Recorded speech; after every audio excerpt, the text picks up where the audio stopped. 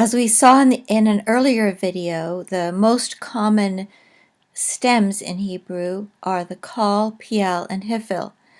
In this video, we will look at some of the other common ones that are not active.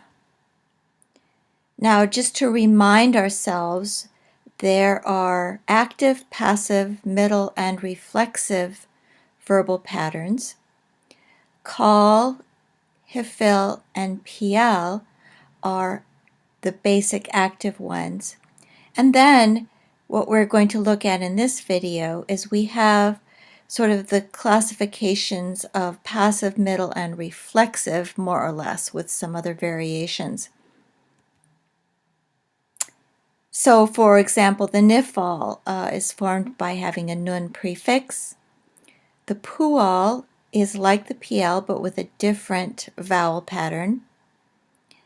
The Hofal is like the Niphal, but with a different vowel pattern. And the Hithpael has an infixed tav and doubled middle consonant. Now the Niphal can have a number of functions. It is closely related to the Kal stem. So it can be reflexive. Actions, for example, concerning oneself, like in Kal one would sell something, but in Niphal one might sell oneself. It can have a reciprocal meaning. That means people are doing something with one another. So in Kal, you might have the verb to speak. In Niphal, to speak with one another. Or lacham, to fight, becomes to fight with one another. The Niphal also acts as the passive of Kal. So in Kal, you might have to bury something. In Niphal, to be buried. And then something called resultative. This is a state resulting from the action produced by the verb. So Kal, to eat, is in Niphal, to be edible. Another use of the Niphal is what is called the middle.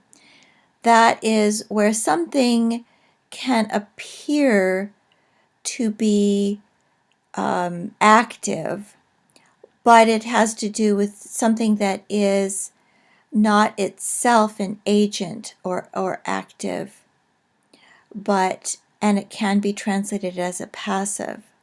So, for example, one might talk about eyes being opened or the eyes opening.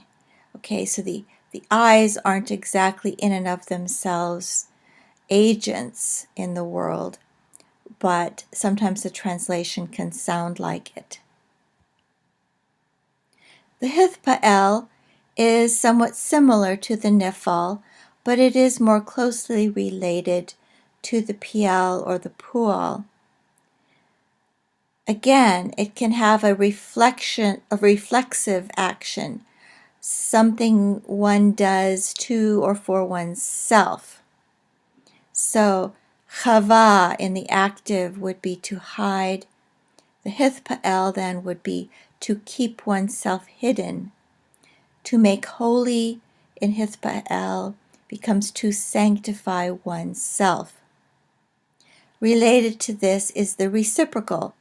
This is something that people or actors might do to or for one another.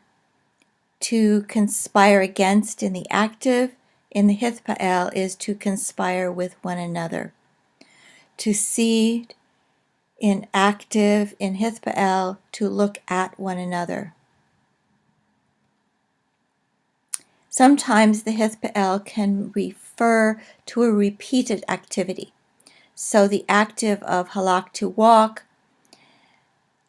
becomes in Hithpael to walk about,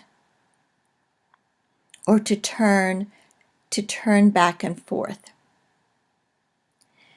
Sometimes the Hithpael can take a noun or an adjective and in the verbal stem shows how one regards oneself.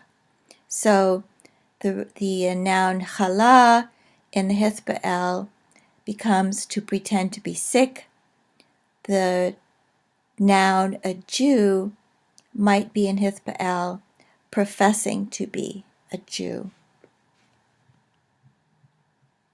There are also passive stems. So the pual is the passive of piel. This is pretty straightforward. The piel, to join, in pual becomes to be joined. It's where the action is being done to an object rather than the subject doing an object. The subject is something is being done to it. The hofal then is the passive of the hifil. So in hifil, the verb to tell in hofal becomes to be told. And then there are some other rare stems which accordance will point out to you. There are a few occurrences of an old passive of call. For example, the most common one is where you have Baruch atah Adonai, blessed are you, O Lord. And the Baruch is a passive, call passive participle, but these are very rare. And then there are some other rarer ones, the polel, polal, or hithpael, or the pilpel, polpal, hithpalpel, kind of act the same as piel, pual, and hithpael, but they are formed a little bit differently. There is also something called the hishtafel, which is used only for the root chava, to bow down, to do obeisance, or to worship.